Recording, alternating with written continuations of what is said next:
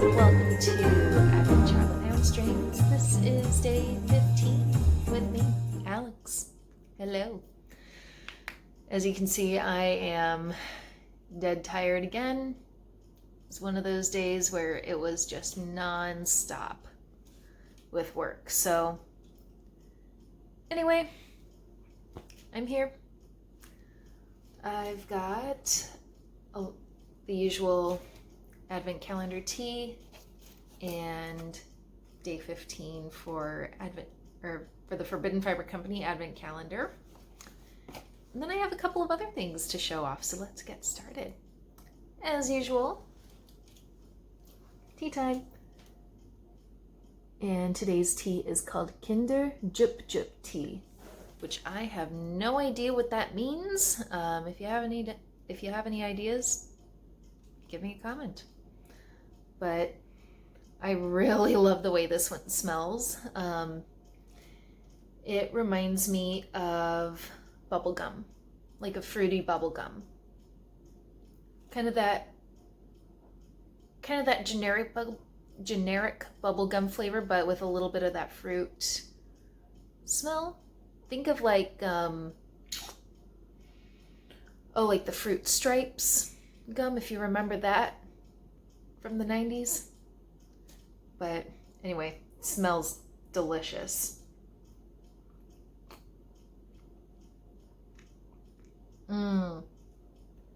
Tastes really good too. So this has, can't remember if it has hibiscus or not. I kind of remember reading that in the ingredients list, but I'm not entirely sure. But it has rose hips, it has citrus, mainly lime. It has apple, pieces of beetroot, but it is good. I like this one.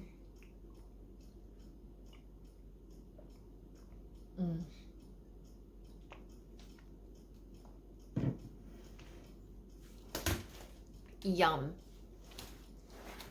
And then something else along with the usual stuff, if I can find them. Oh dear. I have a couple of project updates, one of which is actually a faux, my first one in what seems like forever. So while I have this one out, I'll start with my with the hat, the Lake Reed hat. We're almost finished. I think I could easily finish this tomorrow, because it's all decreases from here, and I've got like maybe 2 more rows before I get to bind off. So yay! Woohoo! So yeah, I'm very happy. Again, this is Lake Reed by Asita Krebs, free on Ravelry. Then, here they are. And then I've got my first faux. Granted, it was a dead easy project, except for like assembling it. But crocheting it was really super easy. But I have the earrings that I'm making for my Secret Santa at work. Yay! And so those were fun. I don't remember the name of the pattern offhand. I did post it in the last episode, but I will post it again, as well as the designer. And then now the pattern was just for the flower itself. The rest I just kind of made up as I went along. But I found some really pretty glass beads for the center, the little dangly dealy bops, and then the bead at the top where the earring is. So woohoo! And then the yarn is actually not yarn. It's a it's actually embroidery floss. Really pretty, sparkly, metallic, iridescent embroidery floss. It's an icy blue, but it has this just beautiful, beautiful sheen. I really wish the camera could pick it up. It's just not doing it any justice whatsoever. But anyway, those are my updates. So now I can wrap up the rest of my recipient's gift and get that to the supervisor's office. And at our meeting tomorrow, they'll have the gifts, and we'll exchange and try and guess who gave what to whom. So fun. Alrighty.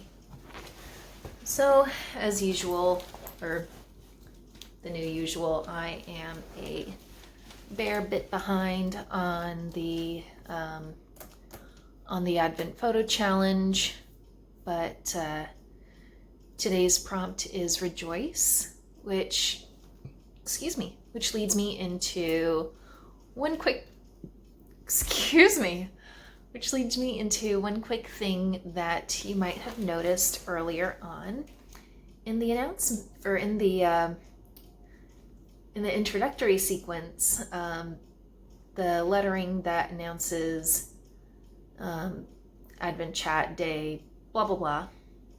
You will notice, and it'll be this way for the rest of the week, it is in pink instead of the usual purple. And that is because today was Gaudete Sunday. And Gaudete Sunday, traditionally,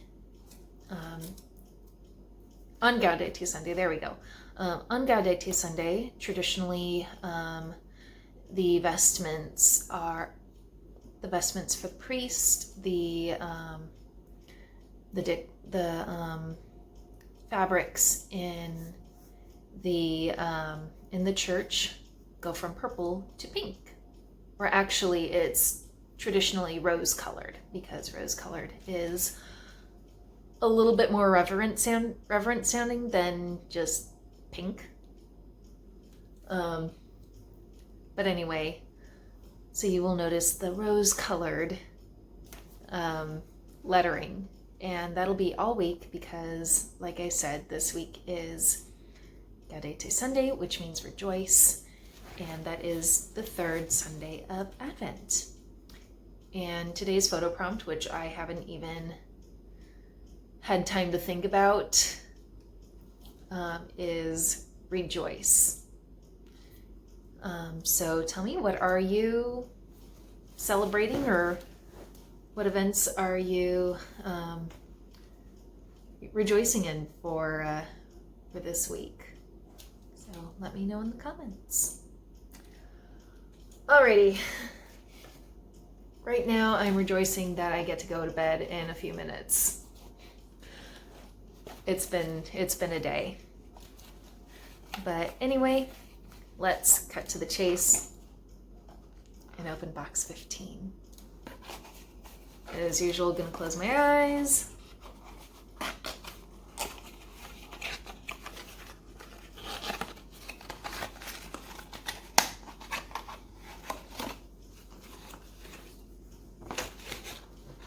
Right, it's another lovely tan with speckles. Got some purple and blue. And today's color, is named Gizmo. And that is yet another reference to Gremlins. Of course, Gizmo is the original Mogwai that the main character acquires, and he's the good guy in the movie, in the series.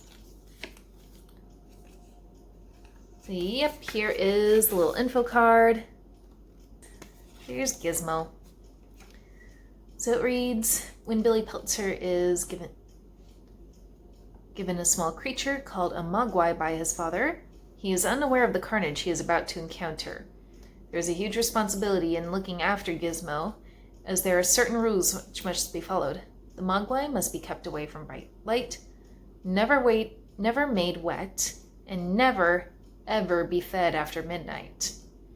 When an accident occurs involving Gizmo and water, the next evolution stage of the mogwai appears, and it isn't nice at all. The scene when Billy is looking for Stripe in the department store is a nod to Steven Spielberg's E.T. the Extraterrestrial. Stripe hides in between stuffed animals like E.T., and there's a stuffed E.T. doll that falls over as Stripe sticks his head out. And for those of you who don't know, Stripe is the antagonist. I don't remember the movie. I mean, I remember watching it, but I don't remember details, but I remember enough to get by and know what the heck is being talked about in here. Alrighty. You guys can tell I'm kind of losing steam, but that's what I have. I'm going to stick to it, and hopefully it'll be better tomorrow. Anyway, you guys have a lovely night, and I'll see you guys tomorrow. Bye. And real quick, I almost forgot to show you the little picture from the Advent Calendar clue.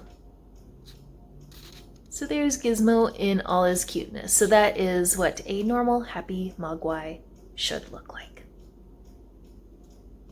And now you know. Good night, guys.